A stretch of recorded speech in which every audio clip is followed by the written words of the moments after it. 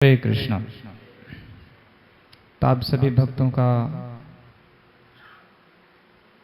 कार्तिक मास में दीपदान उत्सव में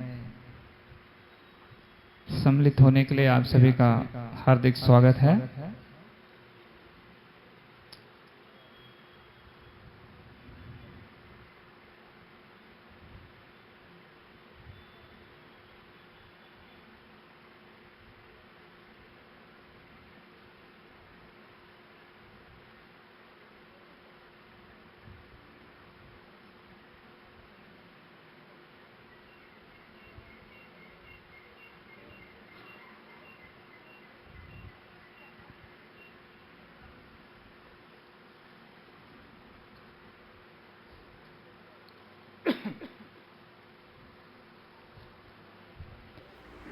ओम नमो भगवते वासुदेवाय। ओम नमो भगवते वासुदेवाय। ओम नमो भगवते वासुदेवाय। नारायणं नमस्कृत्य नरं चैव नरोत्तमं देवीं सरस्वतीं व्यासं ततो जयमुदीरये। नमो महावदन्याय कृष्णप्रेमप्रदायते कृष्णाय कृष्णचैतन्य नामिने गौरद्विषे नमः।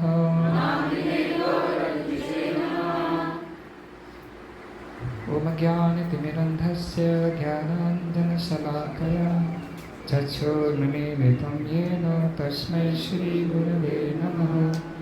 श्रीचैतन्यमनोभीष्टं स्थापितं येन भूतले स्वयं रूप कदा मह्यं ददाति स्वपदान्तिकम्।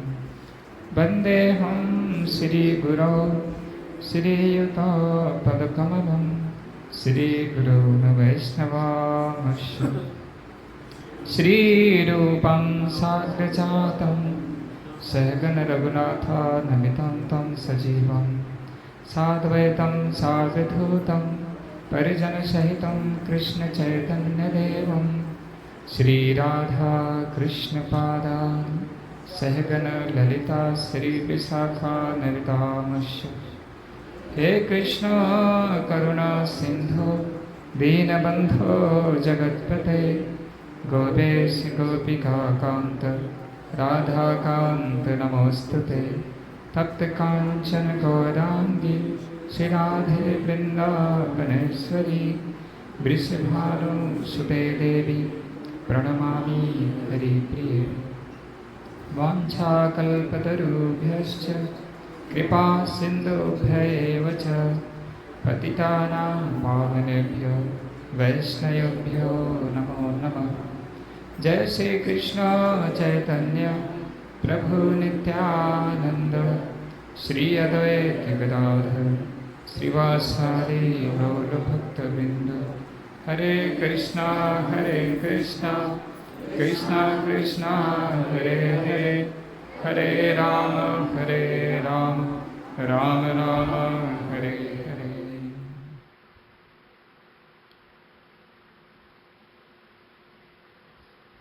हरे कृष्ण। तो ये दामोदर मास चल रहा है, इसे कार्तिक मास तो है ही, और इसकी जो स्वामिनी है वो श्रीमती राधा रानी है, जो कि परम कृपालु परम दयालु है। जिस प्रकार से बच्चा कितना भी अपराध किया है, लेकिन अगर माता का पास आ जाता है तो माता उसे गोद में छिपा लेती है। इसी प्रकार से हम सब दुष्ट बच्चे हैं, इधर भौतिक जगत में सुख ढूंढने का प्रयास कर रहे हैं, अपने परम माता पिता का संग छोड़ करके, और इसमें बड़ा नुकसान है। लेकिन दया करके भगवान इस जगत में हम लोगों को कृपा देने के लिए स्वयं भी आते हैं, अपने भक्तों को भेजते हैं, यहाँ पे इस प्रकार की लीला करते हैं जिससे हम उनके गुणों को समझ सके। तो इसलिए निरंतर भगवान की लीला का श्रवण करना चाहिए। तो आज हम लोग भगवान दामोदर का ही लीला के ऊपर चर्चा करेंगे। आगे वाले हरि बोल नहीं बोले, ये लोग पुराने भक्त बन गए ना, पुराने भक्त सोचते हैं बड़े भक्त बन गए। ओके। श्री शुक उवाच एकदा गृहीतासीषु यशोदानन्दगेहिनी कर्म अंतर्नियुक्तासु निर्मंथ स्वयं दधि यानि यानि इह गीतानि तत्बालचरितानि च दधि निर्मंथने काले स्मरन्ति तानि अगायत। श्री शुक उवाच श्री सुखदेव गोस्वामी ने कहा, एक दिन गृहदासीषु, जब घर की नौकरानियां काम में लगी हुई थी, यशोदा, माता यशोदा, नंद केहिनी, नंद महाराज की रानी, कर्म अंतर अन्य काम काजों में नियुक्तासु लगी हुई, निर्ममंथ मथने लगी, स्वयं खुद, दधी दही, यानी जो इह इस संबंध में, गीतानि गीत, तत्बाल चरितानि जिसमें अपने बालक के कार्यकलापों का वर्णन था, च तथा दधि निर्मंथने, दही मथने के काले समय, स्मरंती स्मरण करती, तानी उन्हें, अगायत गाने लगी। श्री सुखदेव गोस्वामी ने आगे कहा, एक दिन जब माता यशोदा ने देखा कि सारी नौकरानियां अन्य घरेलू कामकाजों में व्यस्त है, तो वे स्वयं दही मथने लगी। दही मथते समय उन्होंने कृष्ण की बाल क्रीड़ाओं का स्मरण किया और स्वयं उन क्रीड़ाओं के विषय में गीत बनाते हुए उन्हें गुनगुनाकर आनंद लेने लगी। तो बहुत ही ये आनंददायक कथा है, इसमें बहुत शिक्षा भी लिया जा सकता है। भगवान कृष्ण 2-2.5 साल के रहे होंगे। तो बच्चा जब 4 पांव पे चलता है, 4 पांव मतलब, तो कुछ समय के लिए बड़ा उत्पात मचाता है छोटे बच्चे, ठीक है, क्यों? जिनको छोटे बच्चों को जो किए होंगे संरक्षण, उनको पता हो, काफी क्या बोलते हैं, सावधानी रखनी पड़ती। उनका पीछे एक व्यक्ति का ड्यूटी ही लग जाता है। तो ये 4 पहिया नहीं, 2 पहिया पे आ गए थे, ठीक है, मतलब तो घर से खेलने के लिए निकल जाते थे कृष्ण, और खेलते खेलते ग्वाल बालों को लेके अन्य अन्य गोपियों के घर में घुस जाते थे। और जब वो लोग किसी और कामकाज में व्यस्त होती थी तो मक्खन की जो उन्होंने दही बना करके जो मक्खन रखी रहती थी वो जाके खुद तो खाते थे, ग्वाल बालों को देते थे और बंदरों को भी खिलाते थे। तो धीरे धीरे जैसे एक दिन इस प्रकार से हुआ, जिसके घर में तो जब धीरे धीरे पता लगने लगा, तो कुछ गोपियां क्या करती थी, मक्खन छुपा के रख देती थी। जब कृष्ण नहीं पाते थे, इधर उधर ढूंढते थे, तो उनके बर्तन में 1 नंबर करके आ जाते, ठीक है, उनको दुखी करने का।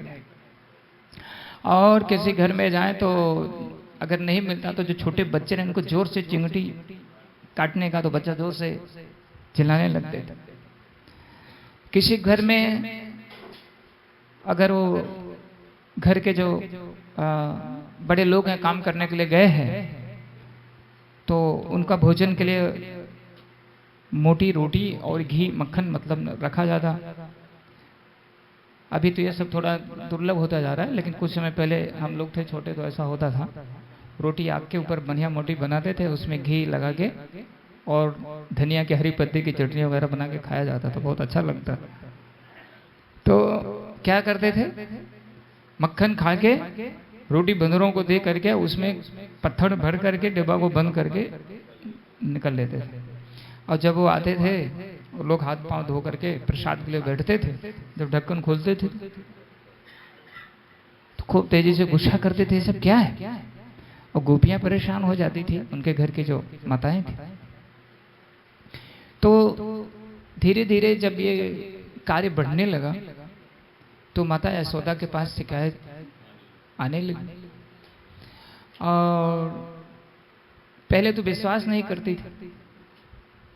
जब कोई गोपी शिकायत लेके आए तो उससे पहले ही कृष्ण या माता यशोदा के पास ऐसे एकदम साधु व्यक्ति, एकदम मन नीचा करके, एकदम भोला बन के एकदम, तो वो सोचती कि आप लोग देखिए, मेरा लाला तो मेरे पास में है, इस प्रकार से आप लोग क्यों कहती है, मुझे तो नहीं लगता है। तो सब लोग सोचे कि अभी रंगे हाथ पकड़ना पड़े, ऐसे तो नहीं मानेंगी। तो किसी को एक दिन एक गोपी ने बहुत होशियारी की, तो उसने क्या किया कि कृष्ण को रंगे हाथ मक्खन खाते पकड़ी। तो उसने रस्सी ला के और एक घर में जो पिलर जैसा होता है उसमें बांधने का प्रयास करने लगे। तो भगवान का नाम है श्याम सुंदर।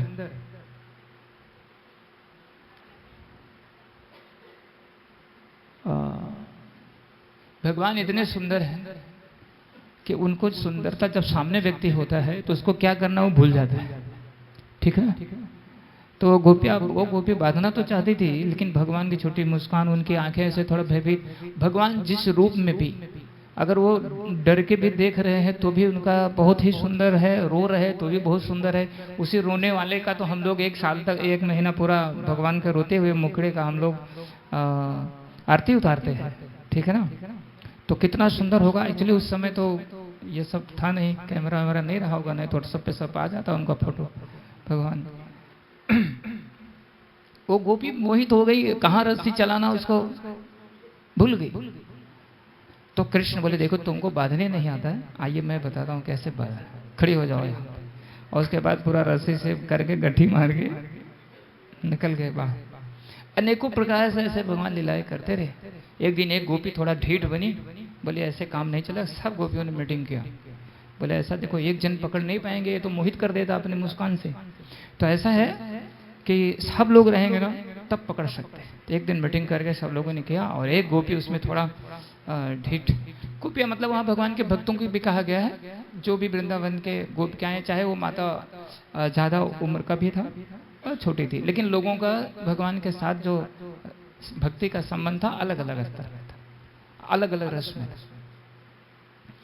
तो उसमें एक गोपी पकड़ी, हाथ रंगे हाथ पकड़े गए भगवान, बोले देखो अब आप सब यहाँ रहना, मैं लेके चलते हो। कुछ गोपियों को साथ में लेके निकले। तो जा रहे थे और यशोदा मैया सुबह का टाइम था, तो अपने महल में सामने बैठी थी, चिड़िया को दाना डाल रही थी और बोलती हुई आई, देखो यशोदा, आप बहुत कहती थी ना कि चोरी बच्चा मेरा नहीं करता नहीं करता नहीं करता, देखो आज मैं रंगे हाथ पकड़ के लाई हूँ। यशोदा मैया जब देखी तो उसका हाथ में उसका बच्चा था, और वो देख नहीं रही थी बच्चे की तरफ, जो कि पकड़ी तो कृष्ण को थी, तो उसको एकदम विश्वास था मैं तो कृष्ण को लेके आ रही। आओ देखो। यशोदा मैया बोली बैठ जाओ, और उनका लिए मीठी लस्सी लेकर आती, बोली पहले लस्सी पियो, आप लोग मेरे बेटे के विषय में दिन रात सोच करके हैं, तुमको सब कोई कृष्ण ही देखते, देखो किसका हाथ पकड़ी, पहले नीचे तो देखो। और जब नीचे देखी तो उसका ही बेटा। सारे लोग वहाँ जो और थे, नंद महाराज नंद भवन में लोग सब हंसने लगे, और उसका नाम था चंदू। बोली चंदू तुम यहाँ क्या कर रहे हैं? ऐसा वो देखा, वो तो थे कृष्ण। यशोदा मैया बोली देखो आप लोग अब जाइए। तो जब रास्ते में वो बार बार सोच रही मन में, मैंने तो कृष्ण हाथ पकड़ा था, मैंने तो कृष्ण हाथ पकड़ा था, ऐसे कैसे हो गया, ऐसे कैसे हो गया। जब आधे रास्ते में पहुंची तो कृष्ण बोले देखो मैं चंदू नहीं हूं, मैं कृष्ण हूं। तो ध्यान से देखने लगी, कृष्ण कृष्ण, हाँ तुम मेरे मैया के सामने मुझे लज्जित करना चाहती थी ना, तो अब की बार याद रखना, अभी तो बेटे का हाथ था, अभी अगर दोबारा कभी पकड़ के ले जाने का प्रयास की तो तुम्हारे पति का हाथ होगा तुम्हारे हाथ। तो इस प्रकार से भगवान अपने लीलाओं का और भक्तों को आनंद देते रहे। एक दिन यशोदा मैया ने विचार किया कि आखिर में मेरे पास 9 लाख गाय है, तो मेरे घर ऐसे क्या मक्खन की कमी है जो ये दूसरा का घर चोरी करने के लिए जाते। तो विचार करते करते उन्होंने सोचा कि मुझे लगता है कि नौकरानी लोग, चूंकि वो उतना जितना मेरा प्रेम है मेरे बेटे के प्रति, इतना उन लोगों का प्रेम नहीं, तो लोग अच्छा से नहीं बनाती होंगी, तो मैं स्वयं अपना हाथ से मक्खन तैयार करूंगी। तो यहाँ पे जो बताया गया है, सुखदेव गोस्वामी जी उस लीला को देख रहे हैं।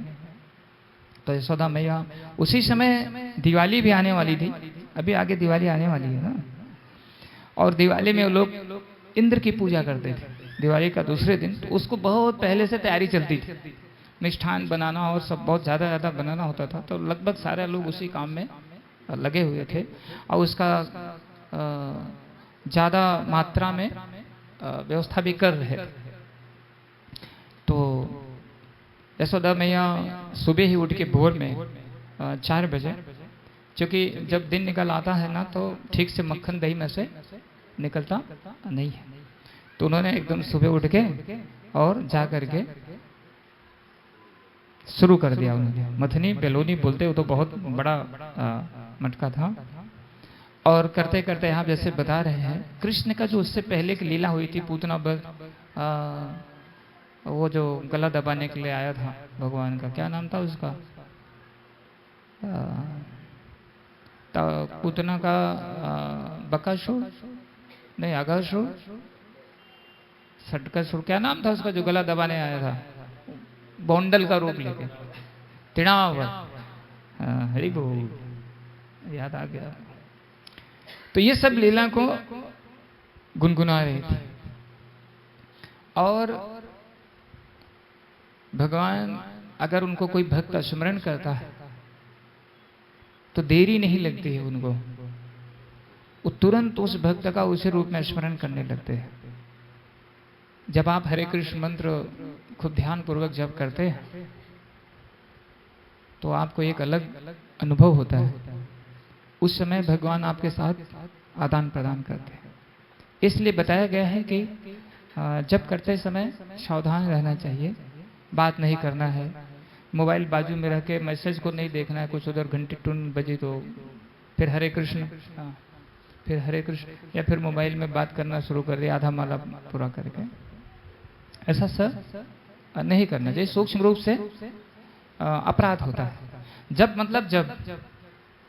और जब ऐसा करिए कि अगर आपके ऊपर सर्प बिछी और शेर भी आके कूद जाए तो आपको पता नहीं लगना चाहिए। शाहदेव प्रभु हरे कृष्णा कृष्णा कृष्णा हरे हरे, हरे राम राम राम हरे हरे। तो ऐसा चल रहा था, तो कृष्ण थोड़ा पलटी मारे, नींद खुली सुबह का टाइम, तो हाथ से ऐसा देखे। पहले बच्चे जागते तो क्या करते, माँ को देखते माँ है कि नहीं पास में, और छोटा बच्चा तो विशेष रूप से दूध पीना चाहते हैं। तो एक बार पलटी मार के तो ऐसा हाथ देखे तो माँ नहीं दिखी, तो फिर थोड़ा फिर वापस बंद करके सो गए।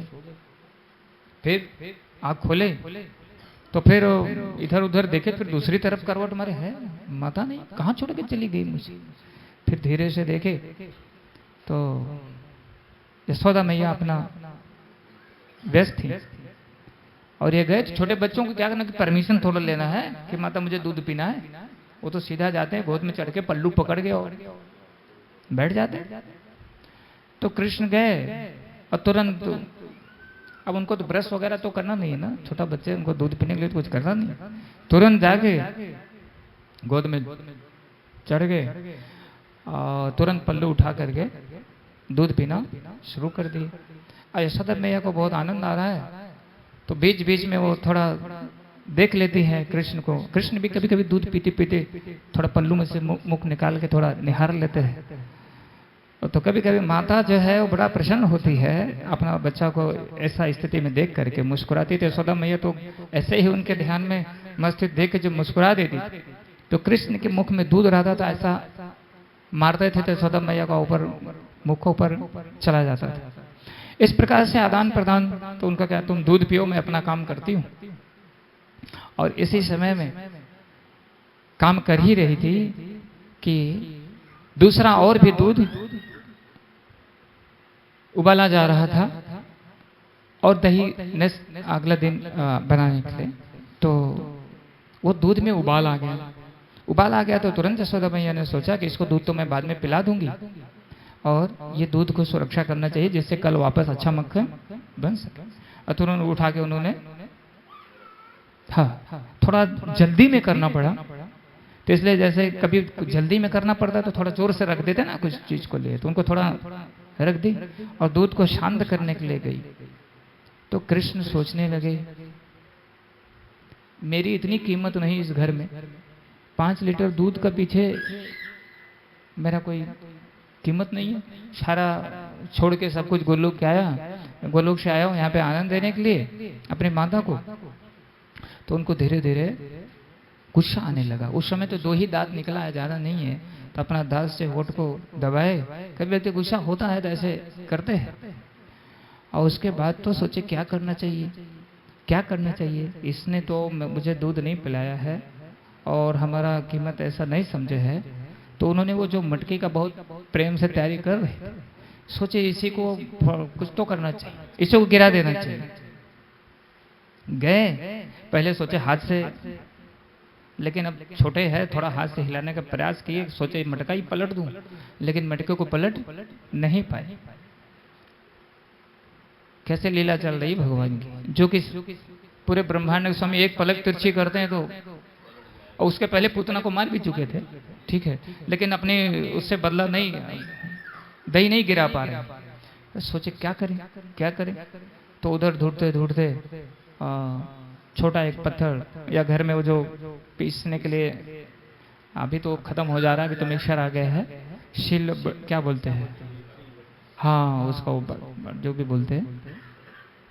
तो उसको उठा के लाए धीरे धीरे और उसका पेदी में नीचे मारे गुस्से, और जैसे मारे तो तुरंत दही बहुत तेजी से निकलने लगा उसमें। अब उनको ये समझ में नहीं आ रहा है कि क्या निकल रहा है इसके अंदर से, उनको तो पता नहीं ना, दही मत ना, वो उनको क्या पता है। अब जब देखिए वो फैलने लगा तो सोचे कि अभी तो भागना चाहिए यहाँ से। थोड़ा उनको समझ में धीरे धीरे आने लगे तो कुछ गड़बड़ हो गया, मैं तो ऐसा सोचा नहीं था, सारा दही बाहर आ गया है। तो अब उसी पूरी दही आंगन में पूरा फैल गया, और उसी में से कृष्ण भागे जाने, मतलब अब सोचे कि माता तो गुस्सा करेगी। और यशोदा मैया तब तक अपना दूध शांत करके तब तक ये थोड़ा आगे जा करके तो देखे तो वहाँ पे जो ये इंद्र का पूजा मनाने के लिए बहुत सारा मक्खन का रखा गया था मटकी में, ठीक। तो उतने से वो शांत नहीं हुए, आगे जा करके तो दरवाजा जैसे खोला उन्होंने, तो जैसे कभी कभी जो भक्त लोग हैं सुबह सुबह अच्छे जो भक्ति के साधना में थोड़ा ऊपर बढ़े हैं तो पहले क्या करते हैं, वो नहा धो के भगवान के समक्ष खड़े होते हैं। इसलिए बताया गया है जो कभी मंगला आरती सुबह सुबह मंगल आरती करेगा उसका दिन भर मंगल ही रहेगा, ठीक है। और जो मंगल आरती नहीं करेगा बेचारा उसका दिन भर क्या चलेगा।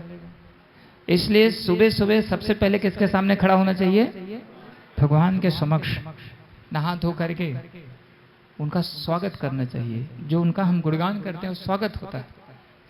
लेकिन आजकल कैसे मंगल आरती सुबह होगी, आजकल सोना 12 बजे उठना 8 बजे 9 बजे, तो जो ब्रह्म मुहूर्त का मंगल कार्य है वो तो निकल गया। इसलिए रोज मंगल के लिए लोग परेशान है, लेकिन मंगल हो कैसे। समय निर्धारित है भगवान के द्वारा। जो ये ब्रह्म मुहूर्त होता है सूर्य उदय से तीसरा पहर जो होता है, ठीक है, ये माना जाता है ब्रह्म मुहूर्त। इसमें जो आपकी आध्यात्मिक साधना होती है उसका जो फल है वो 100% मिलता है। हाँ, अब मैंने ये भी पढ़ा शास्त्र में जो लोग ब्रह्म मुहूर्त में सोते रहते हैं उनको अनेकों प्रकार से अपराध लगता है। हाँ, अब यहाँ तक मैंने स्वयं पढ़ा था कि जो ब्रह्म मुहूर्त में सो रहा है उसे गौ हत्या का पाप लगता है, और बाकी तो चीजें छोड़ दीजिए, उसको धन हानि इत्यादि बहुत सारी चीजें होती है। तो अभी तो लोग प्रश्न कर लेंगे ना कि प्रभु जी बच्चे तो ब्रह्म मुहूर्त में सो रहे हैं लेकिन पढ़ाई तो बढ़िया से कर ले रहे हैं। पढ़ाई तो अच्छा से कर लेंगे, धन भी आ जाएगा, लेकिन चेतना शुद्ध नहीं होगी, चेतना शैतान जैसी बन जाएगी। ठीक है, ये ध्यान देना बहुत जरूरी है, ठीक है। लेकिन जो लोग भक्ति में लग जाएंगे वो तो धीरे धीरे लाइन पर आ जाएंगे, ठीक है। मतलब समझ गए, शैतान जैसी चेतना, सतगुण नहीं आएगा, विचार शुद्ध नहीं होंगे, और उसको क्रोध ज्यादा होगा, कलह उत्पन्न रहेगा इत्यादि। इसलिए मंगला आरती में जरूर शामिल, सबको मंगल आरती करनी चाहिए। ब्रह्म मुहूर्त में सोना क्या विवेकानंद जी कहाँ चले गए? अच्छा, स्वागत में है लोग, ठीक है। आगे हम बढ़ते हैं। इतना ही कहना चाहूंगा कि जीवन ये बहुत महत्वपूर्ण है, इसलिए अपने जीवन की जो शुरुआत करें वो भगवान का, रोज की जो शुरुआत वो भगवान की मंगल प्रार्थना से शुरू होना चाहिए। तो इस प्रकार से वृंदावन के जितने पशु पक्षी बंदर सब लोग उसी दरवाजे के सामने आके बैठे रहते थे, कब निकलें कृष्ण और उनका दर्शन प्राप्त करें। भगवान तो मनमोहक हैं। अभी जो लोग उनका एक बार झलक पा जाते हैं तो बोलते हैं इनको क्या हो गया है। ये सब जो लोग जो भक्ति कर रहे हैं, जब भक्ति में जुड़ते हैं तो इससे पहले उनका आचरण कुछ और रहता है, लेकिन जब भक्ति में गंभीर होते जाते हैं तो बाकी लोग उनको बोलते हैं अरे पहले तो ऐसे नहीं थे, अभी इनको क्या हो गया, अभी सिनेमा देखने नहीं जाते हैं, अभी कुछ और नहीं करते, बहुत सारा बदलाव आने लगता है। बोलते हैं आजकल आपको क्या हो गया है। और कुछ लोग तो भी बोल देते हैं ये पागल हो गया है, ठीक है। अगर कोई ये बोले आपको कि आजकल आप पागल जैसे हो गए हो, तब समझ लेना आपकी भक्ति में थोड़ा प्रगति हो रही है। बिल्कुल पागल उनको समझना ही चाहिए। भौतिक जगत भोग वाले जो हैं वो भक्तों को पागल होते नहीं है, हाँ समझते हैं। और लेकिन आपकी भक्ति इतनी तीव्र हो लोग पागल कहें, आपको किसी ने पागल कहा अभी तक? नहीं कहा ना, ये तो समझते हैं। ओके, और भक्ति मजबूत करिए। घर अपन ना छोड़े नहीं ना, तो पागल नहीं कह रहे हैं आपको। एक बार घर छोड़ तब बोले मिश्रा जी पगला गए हैं, तब आप संन्यास की अवस्था में आ जाओगे। ऐसा घर नहीं छोड़ना है, मैं ऐसा ही बोल रहा हूँ, ठीक है। तो सब बंदर सब लोग बैठे, तो जैसे गेट खोला भगवान ने देखा, सब लोग एकदम खुश हो गए भगवान को देख करके। और भगवान ने सोचा क्या करना चाहिए। तो उधर मटके में से चढ़ गए। अब मटका में से तो कैसे निकालें, हाथ तो उसमें नीचे से पहुंच नहीं रहा है। तो एक उधर उखल रखा हुआ, तो उखल को क्या बोलते हैं, तो जिसमें कुछ कुटाई उटाई करते हैं ना, ठीक है, हाँ। तो उसका ऊपर चढ़ के, और जब मक्खन थोड़ा खाए, अचानक बंदरों को देखे, तो उनको तुरंत आ गया त्रेतायुग का हाल आ गया। ये सारे बंदर सैनिक हमारा तरफ से युद्ध किए, और इनको उस समय मैंने कुछ विशेष रूप से सेवा, जो उस समय मुझे खुद ही मैं जंगल में था, तो उन्होंने मक्खन निकाल और सारे बंदर, चूंकि सैनिक ऐसा नहीं वो दौड़ पड़े थे, पूरा एक लाइन में सब सेटिंग, एक बंदर आए लेके फिर हो जाए, फिर दूसरे बंदर, और सब बंदर ले लेके बैठ के एक लाइन में आराम से खाने लगे। और यशोदा मैया, ये सब कार्य चल रहा है। पशु पक्षी जो नहीं मक्खन खाने वाले तो भगवान के दर्शन किए और उड़ गए। यशोदा मैया आई, देखी है पूरा दही भंडारा नहीं, पहले तो देखी दही पूरा फैल गया है। दही फैल गया है तो उनको समझ में आ गया कि यहाँ तो केवल 2 ही लोग थे, मैं और कृष्ण। ये कैसे संभव हो गया? इसका मतलब इसका ही कलाकारी है, इसके ही करतूत है। और फिर वो याद करने लगे जितने लोग शिकायत लेके आते थे आज तक, सब चीज सही थी, और ये इतना बड़ा उत्पाद घर में कर दिया। तो आज तो मटकी फोड़ा है, और अगर इसको थोड़ा हम शासन नहीं करेंगे तो एक तो हम पूरे राजा हैं नंद महाराज, और मैं रानी, राजा का लड़का अगर इस प्रकार से, ये तो बड़ा डकैत भी हो सकता है, आगे चल के चोरी भयानक कर सकता है, तो इसलिए कुछ तो करना पड़ेगा। तो उन्होंने देखा, फिर एक छड़ी उठाई और धीरे धीरे छड़ी लेके चुप करके चली पीछे से। तो जा रही थी, इधर बंदर को सब चल रहा था। बंदरों ने देखा, कृष्ण नहीं देख पाए कि छड़ी लेके यशोदा में सारे बंदर भाग निकले। तो कृष्ण बोले, है बंदर तभी बड़े सेटिंग से बैठ करके खा रहे थे, क्यों भाग गए? इसका मतलब कुछ गड़बड़ है।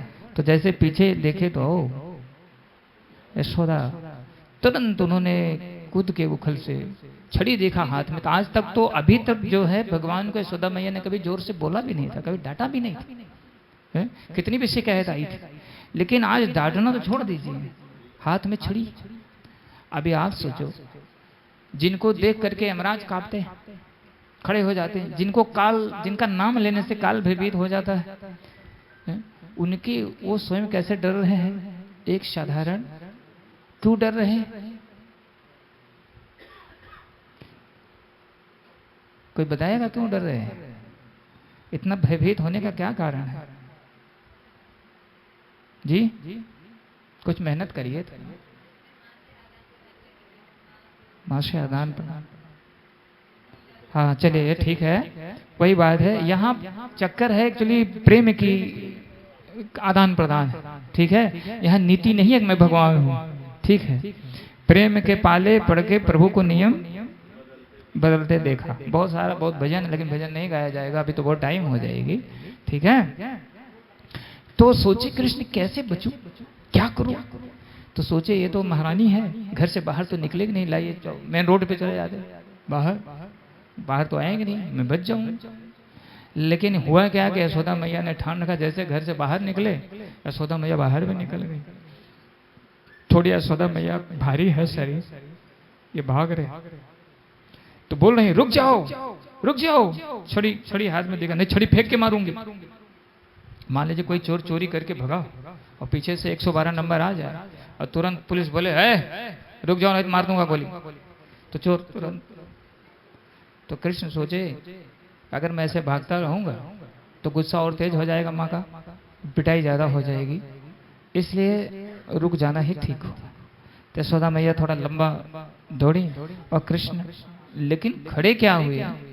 यशोदा मैया का पहुंचने से, स्पर्श करने से, हाथ पकड़ने से पहले रुदंतम मुहुर नेत्र युग्मम मृजंतम कराम भोज युग्मेन शांतांक नेत्रम। बैठाइए प्रभु जी को, दीवार के पास बैठ जाइए। हरे कृष्ण, अब बैठिए, ठीक है।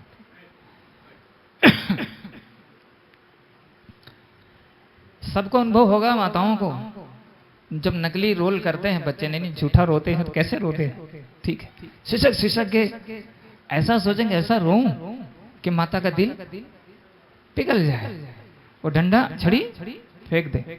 ऐसा सिसक सिसक के एकदम जोर जोर से यशोदा मैया डांटने लगी, है तू नटखट हो गया है, बदमाश हो गया है, जंगल के जैसा हो गया है, तूने मटकी तोड़ी। अब हाथ में देख रहे हैं सिसके तेज चले जा रहे हैं कृष्ण, और यहाँ तक कि दोनों हाथ से अपने आंख को भी मलने लगे। आंख में काजल यशोदा मैया ने लगाया था, वो काजल पूरा हाँ अशोक के लग के पूरा मुंह में और काला है। तो उस समय कुंती महारानी भी आई थी। कहाँ से? दिल्ली, वही हस्तिनापुर है ना, हाँ वहां से आई थी। कार्तिक महीने में सब लोग वृंदावन जाते हैं ना, तो भी आई थी यात्रा करने के लिए। तो आप सब वृंदावन नहीं, लेकिन यही वृंदावन में उपस्थित हो गए हैं। तो देखी इतना जोर जोर से रो रहे हैं।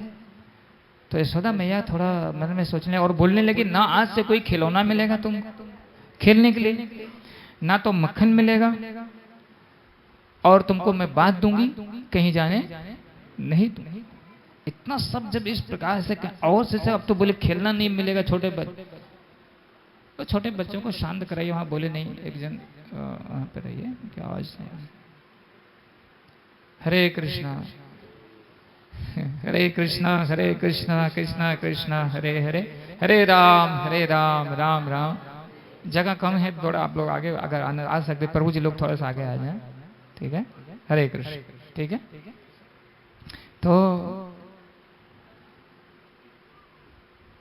बोलो क्यों बदमाशी किया, क्यों मटकी तोड़ा?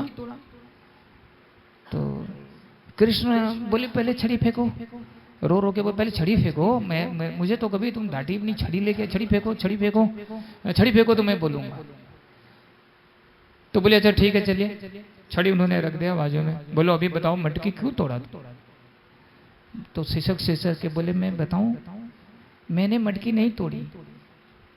जब आप दूध उबल रहा था ना, आप तेजी से दौड़ी उठी, आपका जो चांदी का नीचे पैर में कड़ा है ना, वो टकरा गया मटकी से, और इससे मटकी फूट गई। आपने देखा नहीं, आप आगे चली गई। और क्या हुआ फिर? वो जब सब बाहर आ गया ना, तो दरवाजा खुला था ना, सारे बंदर लोग घर में आ रहे थे, तो मैं बंदरों का सुरक्षा के लिए उधर खड़ा था, बंदर घर में ना आए, आपका मक्खन नुकसान नहीं होना चाहिए।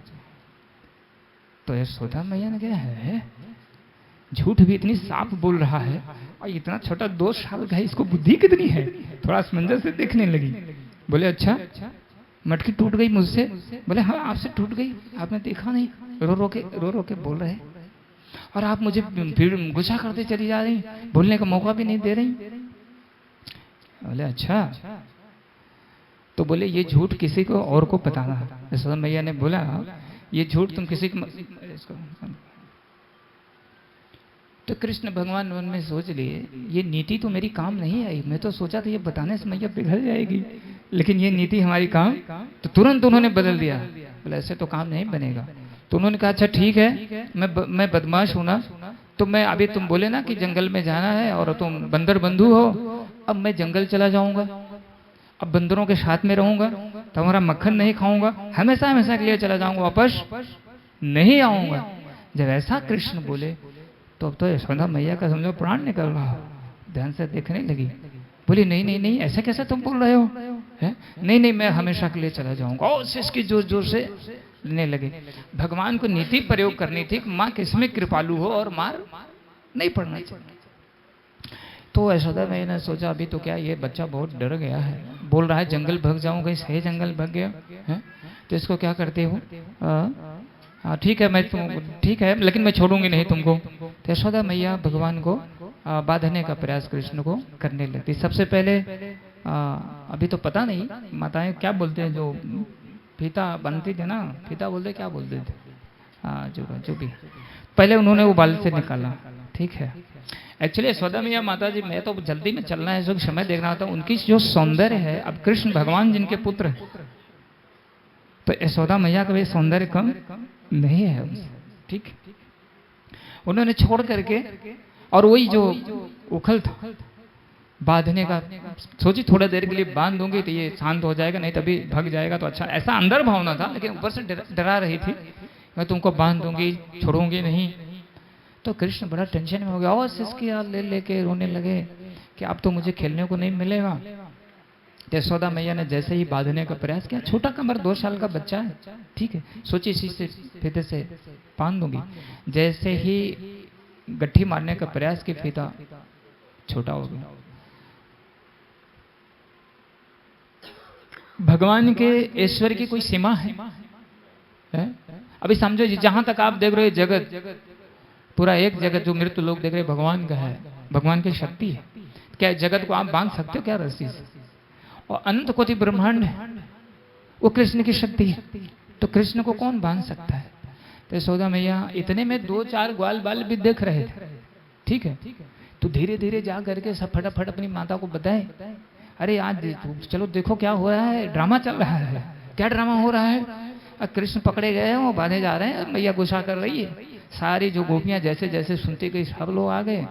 सब लोग जब आ गए तो यशोदा मैया ने जैसे एक तो बांधना चाहा तो छोटा पड़ गया।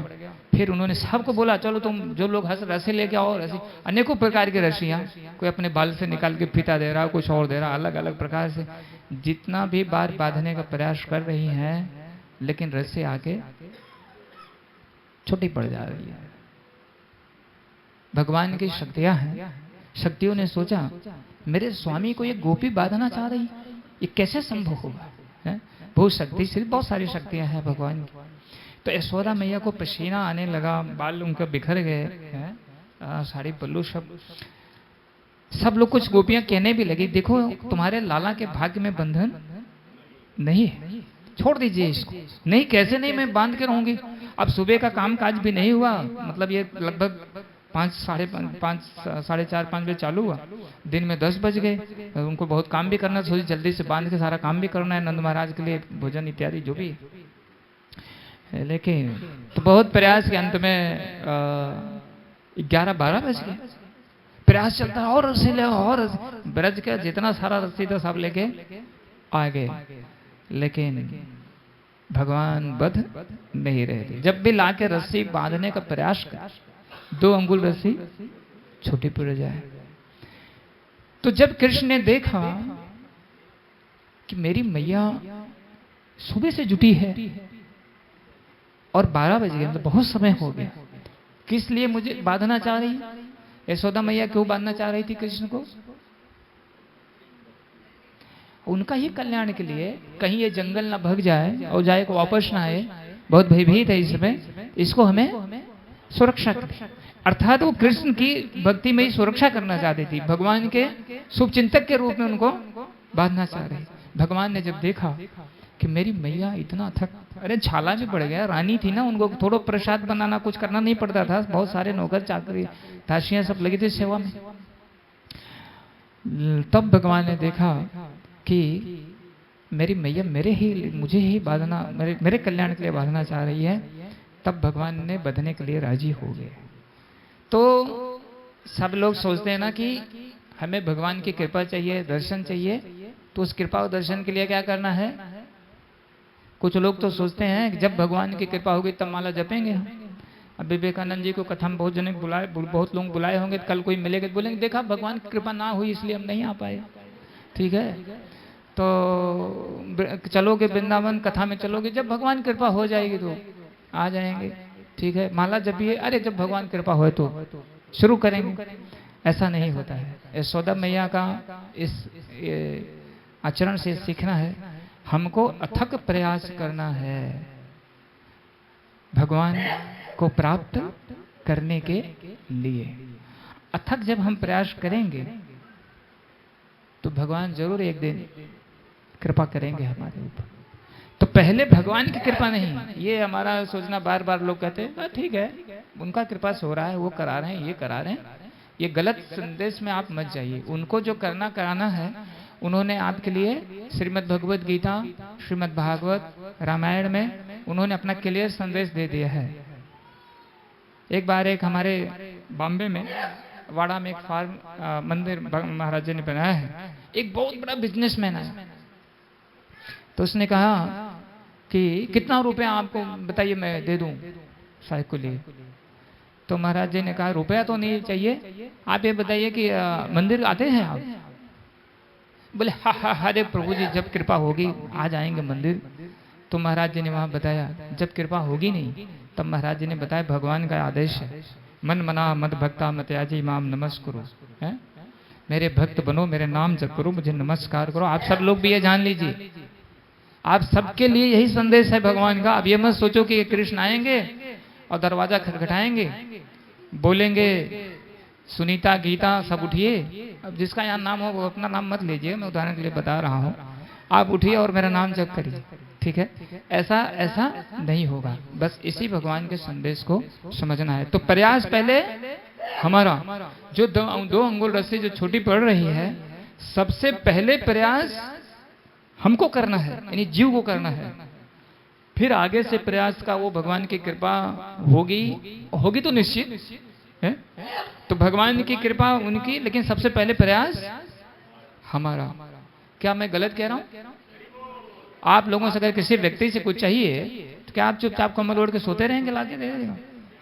प्रयास करेंगे, जाएंगे, फोन करेंगे, नमस्कार करेंगे, प्रणाम करेंगे। हो सकता कोई परेशानी की बात उसे बताएंगे भी। तो अथक प्रयास क्या है हमारा इस कलयुग में भगवान का सानिध्य पाने के लिए? वो है भगवान के नाम का जप करना है। हरे कृष्ण कृष्ण कृष्ण हरे हरे, हरे राम राम राम हरे हरे। हाँ, तो देखो सब लोग कहते हैं भैया हम सब कुछ कर लेंगे लेकिन जप नहीं कर पाएंगे। जब आप जप करने के लिए बोलते हैं ना, सर पे हाथ रहे जप, प्रभु जी ये तो हम तो नाम वाम गाते रहते, हमेशा लेते रहते। वास्तव में जो जप भगवान भगवत गीता में कहते हैं, मैं यज्ञों में जप यज्ञ, ठीक है ना, यानी नाम जपना यज्ञ है। और इस नाम में भगवान ने अपनी पूरी नामना मकारे बहुधा निज सर्वशक्ति। वास्तव में हम लोग ये जान नहीं पाते।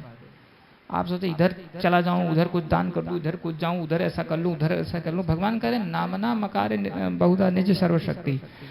जितने सारे यज्ञ हैं, राजसूय यज्ञ, अश्वमेध यज्ञ, जितने सारे तीर्थों का भ्रमण है, जितना सारा तपस्या है, दान है, सबका जो शक्ति पुण्य भगवान की अपने नाम में उन्होंने डाल दिया। दो चार लोग ही समझे हरि बोल की, बाकी लोग पता नहीं प्रभु जी क्या बोल रहे हैं, कुछ समझ में नहीं। कैसे समझ में आए? अभी कोई नई फिल्म आई है, उसका नाम ले लेंगे तो सब लोग बोलेंगे हाँ इसे हीरोइन इस हीरो को जानते, ठीक है। ये कितनी खुशी की बात, कितनी प्रसन्नता है अपने नाम में। और नाम लेने के लिए आपको कुछ तपस्या मतलब कुछ नहीं करना है।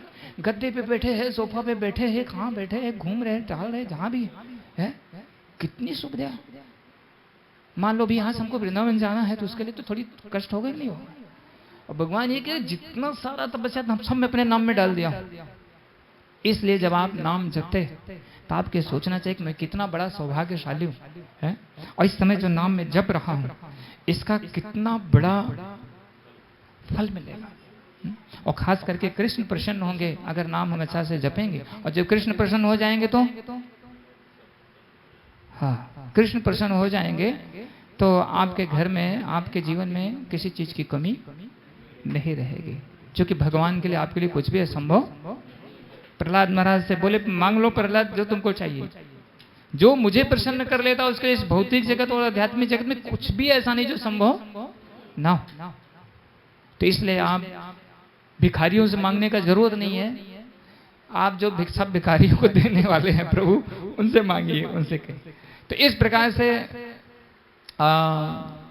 भगवान यहाँ पे बदने के लिए राजी। तो यशोदा मैया भगवान को बांध देती हैं और बांध के कुछ अपने काम में लग जाती है। तो यहाँ पे वो जो गाना सत्यव्रत मुनि जी ने, जो हम लोग स्तुति भगवान के करते हैं, दामोदर अष्टकम गाते हैं, कौन सा है वो? तदीयेषु तज्ञेषु भक्तैर्जितत्वं पुनः प्रेम तस्थम। उसके पहले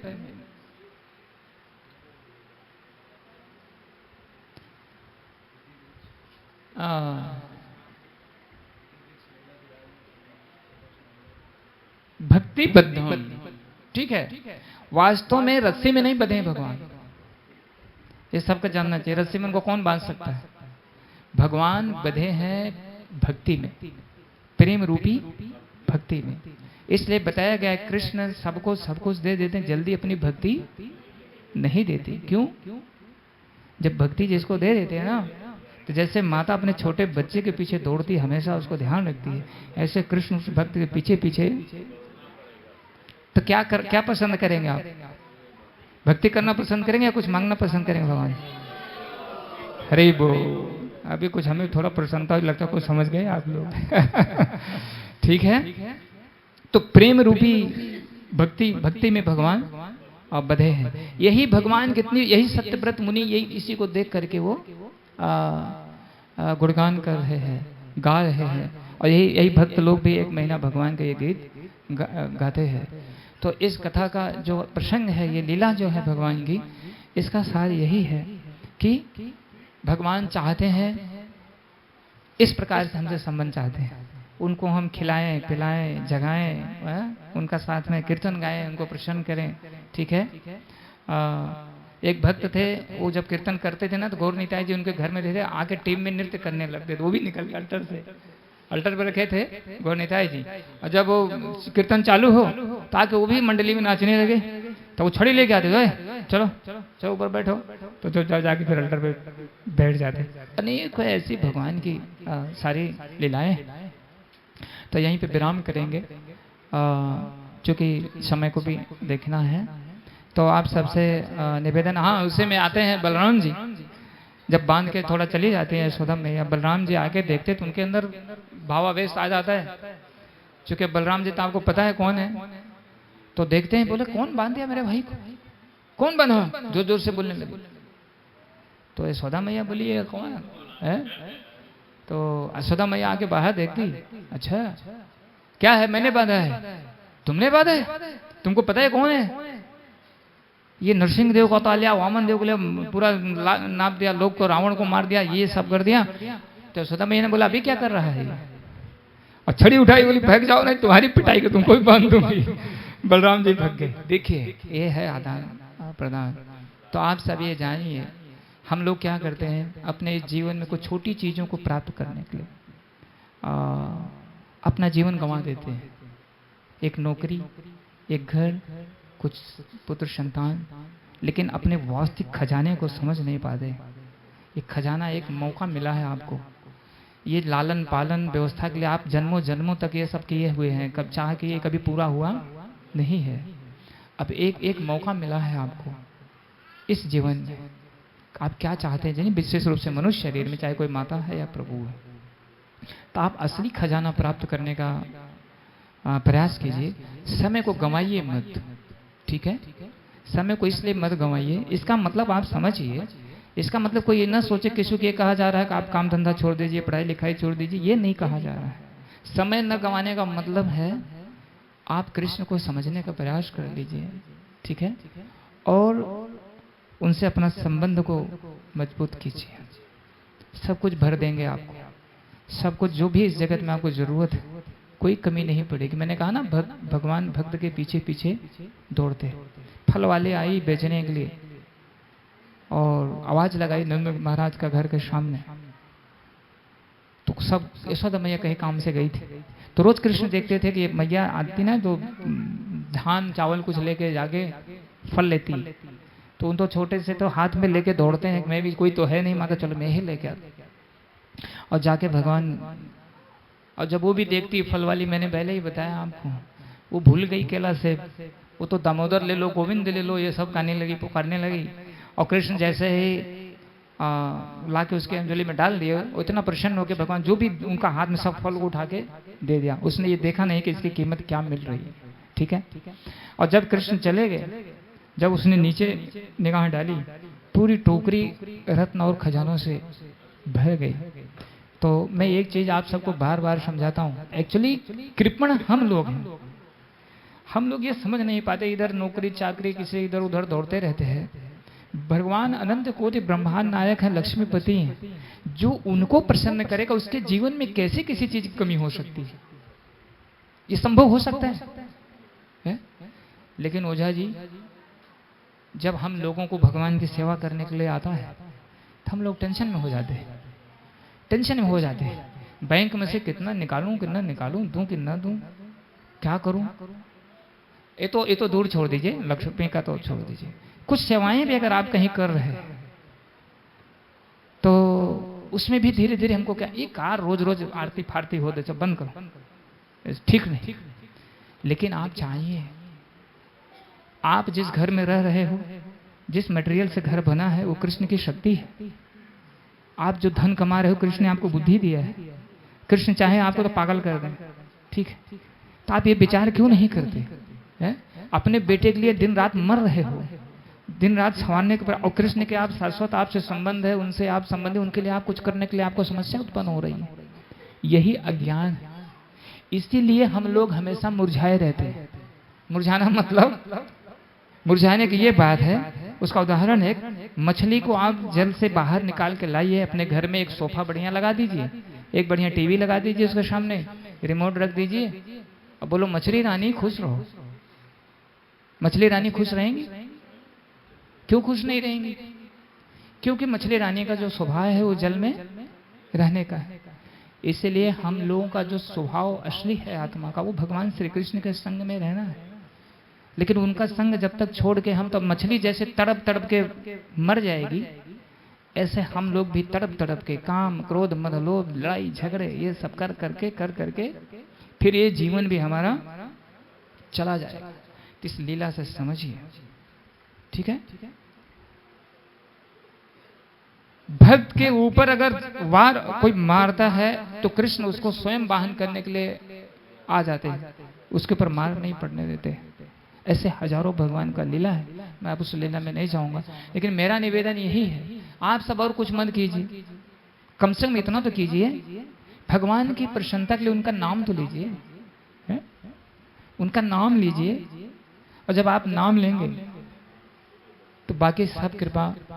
आप बोलेंगे नाम क्यों लेना है? नाम लेना है हृदय को शुद्ध करने के लिए। जो आप ये समझ नहीं पा रहे हैं, सांस किसकी के पास ले रहे हैं, जो कुछ मिला है किसकी कृपा से मिला है, और जब उसका ही सेवा करने का नंबर आ रहा है तो हम क्या कर रहे हैं? पीछे हट जा रहे हैं, उससे दूरी बना रहे हैं। पहले दूरी यही अज्ञानता। कृष्ण से हटके हम सुखी होने का प्रयास कर रहे हैं, यही हृदय शुद्ध होगा। और जैसा मैंने कहा कि ये अवसर आप छोड़िए मत। ये जो चक्र है इसको काल चक्र कहते हैं। कभी कीड़ा, कभी सांप, कभी मनुष्य, कभी देवता, कभी कुत्ता, कभी धनी, कभी गरीब है। इसी चक्र में आप पिस रहे हैं, काल चक्र में है। और भगवान इतने कृपालु हैं, आके समझाते, बेटे ये तुम्हारा जो कुछ भी है यहाँ सब गड़बड़ है। यही भगवान का संदेश है इस लीला में। मैं तुम्हारे लिए सब कुछ करने के लिए तैयार हूं, लेकिन तुम आगे तो बढ़ो। ग्रंथराज श्रीमद् भागवतम की, शील प्रभुपाद की। तो इसलिए अभी हमारे प्रभु जी एक भजन सुनाएंगे, फिर बाद में हम लोग दामोदर अष्टकम करेंगे, ठीक है। मैं इसमें कुछ शेयर करना चाहें, कुछ लोग जो भी हम चर्चा किए हैं, इससे क्या शिक्षा मिली हमें यशोदा मैया का दामोदर लीला से। ये पीछे दे दो जरा, चलो कुछ कौन बताएगा? बताइए। जो बताएगा उसके ऊपर कृष्ण इनाम देंगे उसको, मैं बता रहा हूँ। सोचेंगे कुछ तो इसने सोचा समझा। पहले दयानंद जी को, माता जी को दीजिए। हरे कृष्ण प्रभु जी। इससे ही सीख मिला कि यशोदा मैया ने अपने प्रेम में कृष्ण को बांधा। जय हो। तो इसलिए सबको प्रेम में भगवान को, ये भक्ति ऐसी क्रिया ऐसा नहीं है भगवान के लिए मिश्री घर में और अपने लिए दाल भात पूरी सब्जी रसमलाई। बोले भगवान क्या भोग लगाए? वो मिश्री लगा देते हैं ना, मिश्री भी लगाएंगे, चीटी भी जाके उसी में घूमेगी, कोई साफ सफाई नहीं। इसका मतलब प्रेम का मतलब वो प्रक्रिया होना चाहिए हमारे द्वारा। अच्छा से अच्छा भगवान को रबड़ी बनाएंगे, भगवान को बढ़िया जब भोग माताएं बनाती तो उसको एकदम ऐसा भोग बनना चाहिए खुशबू से महक रहा हो, और फिर भगवान खाएंगे तो और महकेगा, और फिर आप भी महक जाओगे, आपका जीवन भी। जय हो। और कोई? थैंक यू सो मच प्रभु जी, बहुत सुंदर लीला आपने सुनाई। प्रभु जी मुझे इसमें ये सीख मिले कि भगवान हमारी हर छोटी प्रयास को नोटिस करते हैं। जैसे कि अगर हम माला कर रहे हैं और हमें लग रहा है कि कुछ तो हो नहीं रहा है, इतने टाइम से माला कर रहे हैं, कहाँ कुछ हो रहा है, कुछ चेंज नहीं हो रहा है। लेकिन वही चीज़ हम भगवान हमारे हर एक छोटे से छोटे प्रयास को हमेशा नोटिस करते हैं।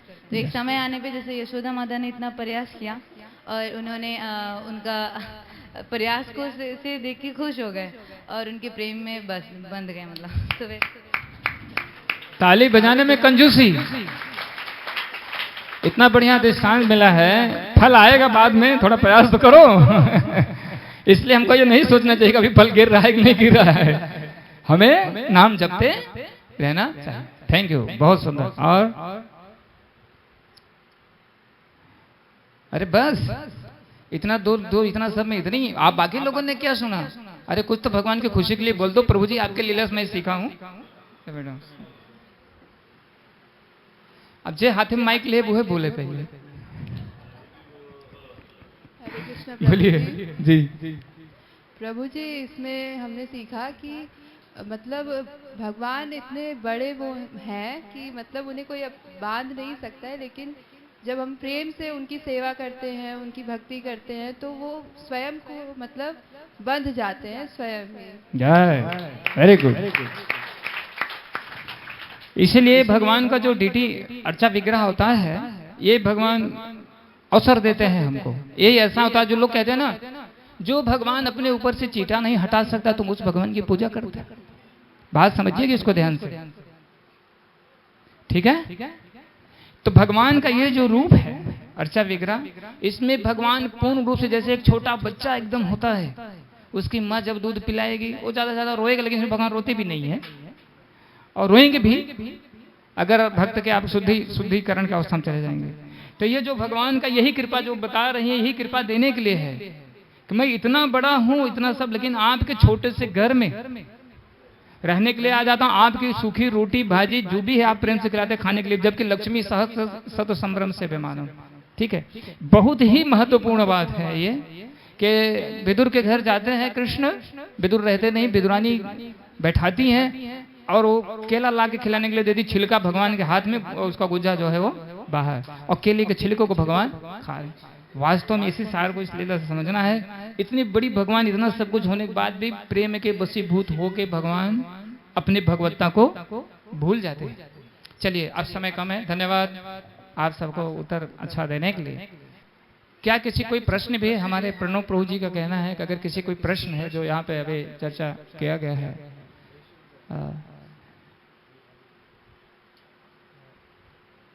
सुबह उठने के विषय में प्रभु जी प्रश्न था। अच्छा, आपने बोला कि ब्रह्म मुहूर्त में उठना चाहिए और फिर मंगला आरती करनी चाहिए, तो सुबह वाली जो नींद है वो इतना आनंदप्रद होता है कि उठने की इच्छा ही नहीं करती जी। ऐसा 5 मिनट ऐसा लगता है कि 5 मिनट और सो लें, कब वो आधा घंटा 1 घंटा बन जाता है पता ही नहीं चलता। बिल्कुल सही आपने कहा, अलार्म भी बंद कर देते हैं, बोले तुम डिस्टर्ब मत करो बीच बीच में बार बार। ठीक है, हाँ। तो ये बहुत ही, प्रभु जी ने कहा कि नींद बड़ी प्यारी होती है सुबह की। एक्चुअली नींद नहीं प्यारी होती है, समस्या ये है कि हम लेट सो जाते हैं। अगर कोई 9 बजे सोएगा ना, ऑटोमेटिक उसका आलसी हो तो अलग बात है वो, ठीक है ना, आलसी हो तो अलग बात है, नहीं तो 6-7 घंटा सोने के बाद में ऑटोमेटिक आपको, भले बिस्तर में आप पड़े रहेंगे, नींद आपकी खुल जाएगी। तो समस्या ये नहीं है कि सुबह नींद जाती, समस्या है कि हम लेट सो रहे हैं। एक्चुअली सही बात ये, ठीक है ना। और उसके बाद भी अगर हमें आलस आता है तो अपने लोगों को तैनात रखने का, भाई मुझे पानी डाल देना मेरे ऊपर, उठा देना। एक्चुअली 7 घंटा से ज़्यादा, और रात में थोड़ा ज़्यादा बहुत खाना भी नहीं चाहिए।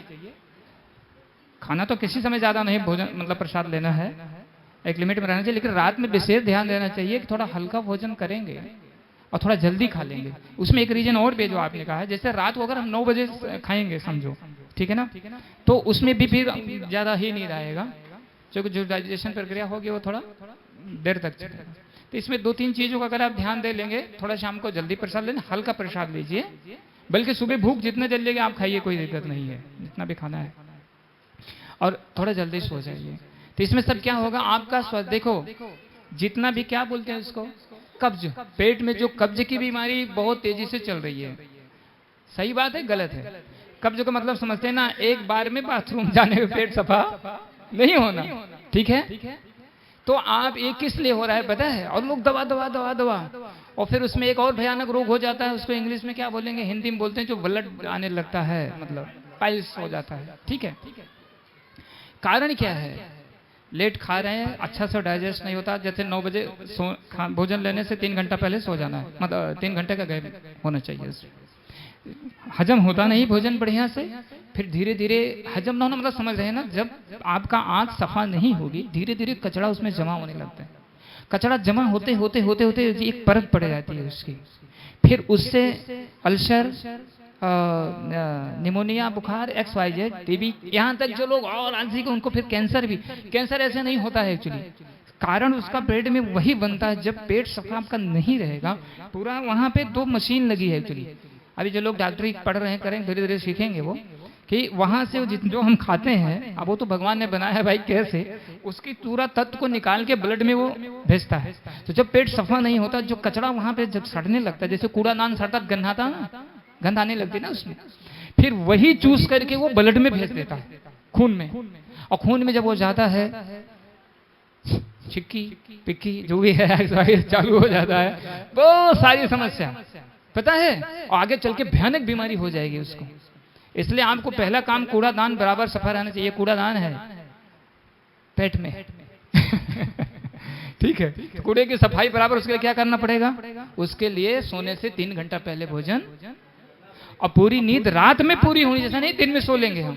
6 घंटे से 7 घंटे की नींद आपको बढ़िया रात में मिलनी चाहिए। तो जब दिन में आप नहीं सोएंगे, खूब मेहनत किए रहेंगे, रात में जैसे बिस्तर पड़ेंगे खूब गहरी नींद आपको आ जाए। ये है प्रणव प्रभु जी आपके प्रश्न का उत्तर है। तो आप कृपा करके थोड़ा वजन भी अपना कम करिए, ठीक है शाम को जल्दी। ये सबके लिए है इनका प्रश्न, बहुत ही महत्वपूर्ण है ये। मैं कहता हूँ सिर्फ इतना कर लीजिए, आप 6 बजे से पहले खा लीजिए जितना खाना, 8 दिन में सुबह 8 बजे के बाद। कोई डॉक्टर बताता, मैं वो बता रहा हूँ। अगर आपकी बीमारियों में न शीघ्रता से लाभ होने लगे तो आप मुझे बताइए, चाहे वो ब्लड प्रेशर हो, शुगर हो, XYZ है, लेकिन आप कर ही नहीं पाओगे। बोले प्रभु ये हो ही नहीं सकता। 9 बजे कैसे 6 बजे से पहले खा लेंगे? 6 बजे से तो हमारा भोजन बनना 8 बजे से शुरू होता है 11 बजे रात में। हाँ ठीक है, हरे कृष्ण।